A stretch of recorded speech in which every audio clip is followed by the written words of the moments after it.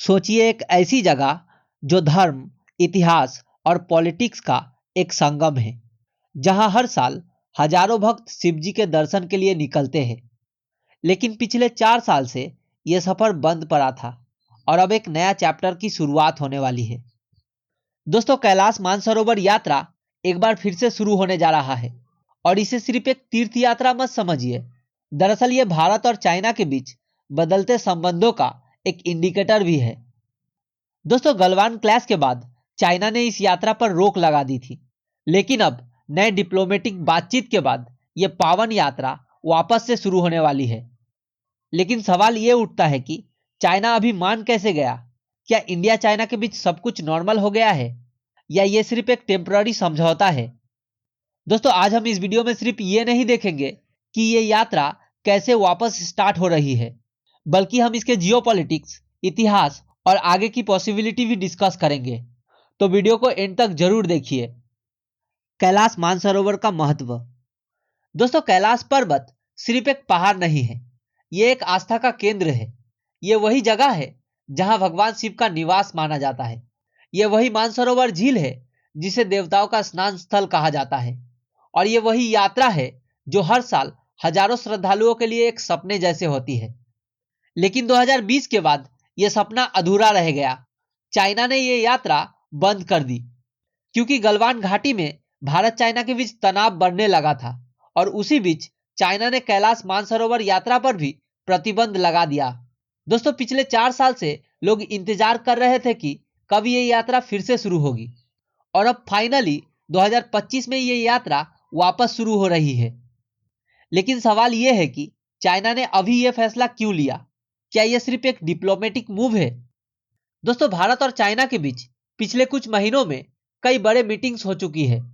सबसे बड़ा मीटिंग हुआ था 2024 के अक्टूबर में रसिया के कजान सिटी में, जहां पीएम मोदी और चाइना के प्रेसिडेंट शी जिनपिंग की मुलाकात हुई। इस मुलाकात के बाद दोनों देश संबंध सुधारने पर सहमत हुए थे। एक्सेलेंसी, आपसे मिलकर खुशी है और जैसा आपने कहा 5 साल के बाद हमारी ये फॉर्मल मीटिंग हो रही है।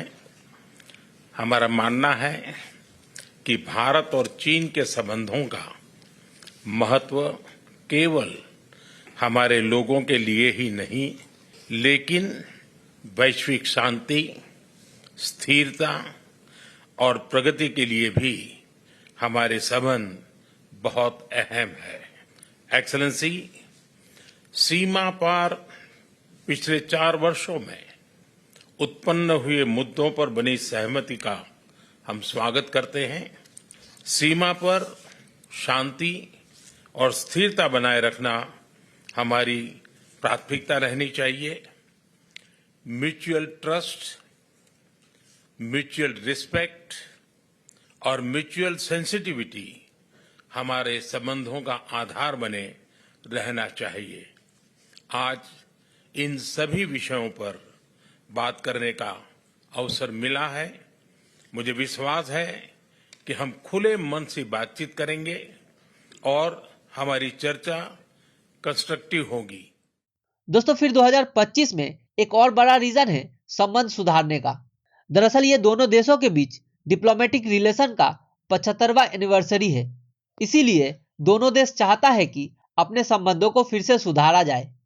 इस वजह से चाइना ने एक बड़ा गुडविल जेस्चर के तौर पर यह यात्रा शुरू करने का फैसला लिया। दोस्तों, आपको क्या लगता है, क्या यह एक सिंबॉलिक स्टेप है या फिर इसके पीछे चाइना की कोई स्ट्रैटेजिक प्लानिंग है? लिखिएगा कमेंट में। दोस्तों, आपको यह जानकर खुशी होगी कि कैलाश मानसरोवर यात्रा के साथ साथ कुछ और बड़े फैसले भी लिए गए हैं, जिसमें डायरेक्ट फ्लाइट, एलएसी पर शांति, हाइड्रोलिक डेटा शेयरिंग, ट्रेड और इन्वेस्टमेंट जैसे मुद्दों पर सहमति बनी है।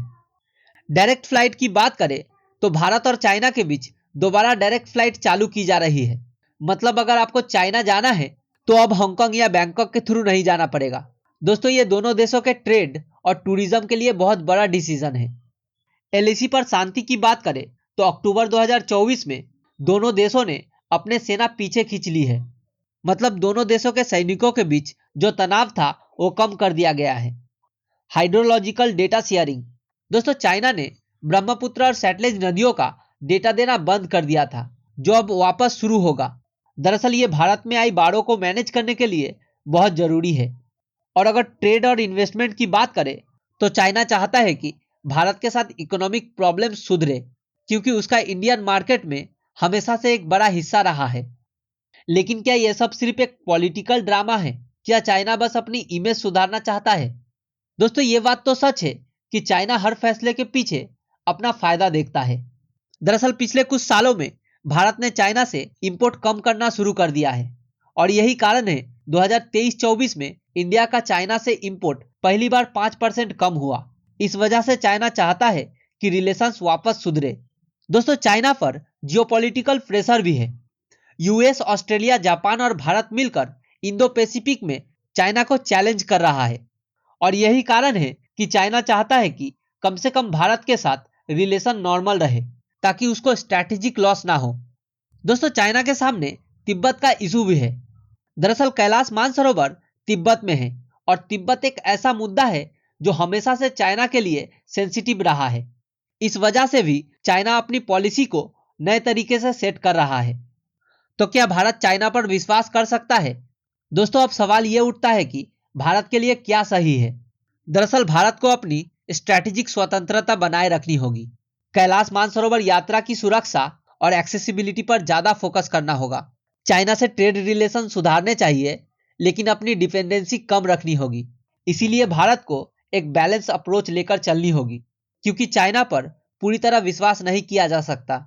पर दोस्तों, ये एक बहुत बड़ा डिप्लोमेटिक डेवलपमेंट है। दरअसल कैलाश मानसरोवर यात्रा का वापस शुरू होना लाखों लोगों के लिए अच्छी खबर है, लेकिन यह सिर्फ एक शुरुआत है। दोस्तों, भारत और चाइना के बीच रिलेशंस का फ्यूचर कैसा रहेगा, यह अगले कुछ सालों में क्लियर होगा। तब तक हमें अवेयर रहना होगा, इन्फॉर्म्ड रहना होगा, और समझना होगा कि जियोपॉलिटिक्स में कभी भी सब कुछ सिंपल नहीं होता। दोस्तों, आपका क्या विचार है? क्या आप मानते हैं कि भारत और चाइना के बीच नए संबंध होंगे, या ये सिर्फ एक पॉलिटिकल मूव है? कमेंट करके जरूर बताएं। और अगर आपको ये वीडियो अच्छा लगा तो लाइक करें, शेयर करें और हमारे चैनल को सब्सक्राइब करना ना भूलें।